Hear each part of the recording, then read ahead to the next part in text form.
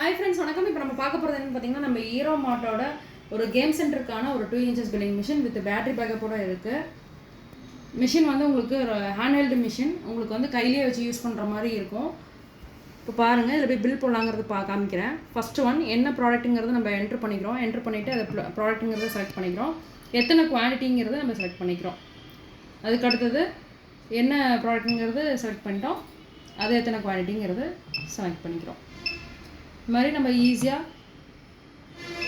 ஃபாஸ்ட்டாக நம்ம பில் பண்ணலாம். பாருங்கள், பில் பண்ணிட்டு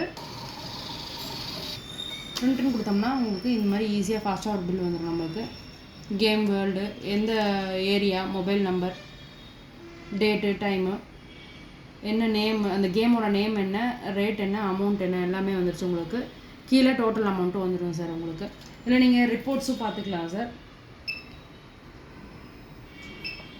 பாருங்கள், இப்போ டே வைஸ் ரிப்போர்ட் நம்ம கொடுக்கலாம். டே வைஸ் ரிப்போர்ட்னா என்ன டேட்டுங்கிறது கேட்கும். கொடுத்ததுக்கப்புறம் லாங் ஃபார்மேட்டில் வேணுமா, ஷார்ட் ஃபார்மேட்டில் வேணுமா, வெரி ஷார்ட்டான்னு கேட்போம். இப்போ நம்ம வெரி ஷார்ட்டுங்கிறது கொடுத்துக்கிட்டோம்னா